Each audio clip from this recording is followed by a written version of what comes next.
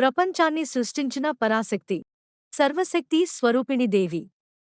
ప్రకృతి మళ్లీ పునర్జన్మ పొందే కాలం వసంతం. ఆ వసంతంలో అమ్మవారిని ఆరాధించే పవిత్రమైన పండుగే వసంత నవరాత్రి. చలికాలం ముగిసి ప్రకృతి కొత్త జీవంతో నిండే కాలం వసంతం. పూల పరిమళం, పచ్చని ప్రకృతి, జీవానికి కొత్త ఆరంభం. ఈ శుభసమయంలో దేవిని ఆరాధించడం ద్వారా శక్తి, శాంతి, ఐశ్వర్యం పొందుతారని విశ్వాసం. చైత్ర మాసంలో ప్రారంభమయ్యే 9 రోజుల పూజనే వసంత నవరాత్రి అంటారు. ఈ 9 రోజులలో అమ్మవారు 9 రూపాలలో భక్తులను కాపాడుతారు.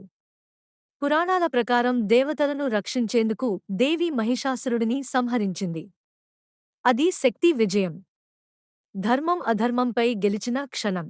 రాముడు కూడా రావణుడిపై యుద్ధానికి ముందు దేవిని ఆరాధించాడు.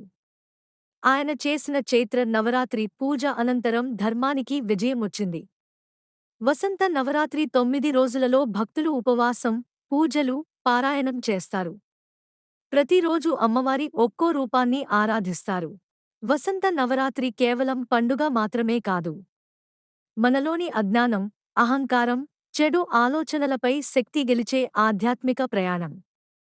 ఈ నవరాత్రి చివరి రోజు రామనవమి. ఆ రోజు రాముడి జన్మోత్సవాన్ని భక్తులు ఆనందంగా జరుపుకుంటారు. వసంత నవరాత్రి మన జీవితంలో శక్తి, ధైర్యం, భక్తి నింపే పవిత్రమైన పండుగ. అమ్మవారి కరుణతో ప్రతి ఇంటిలో సుఖం, శాంతి, ఐశ్వర్యం నిండాలి.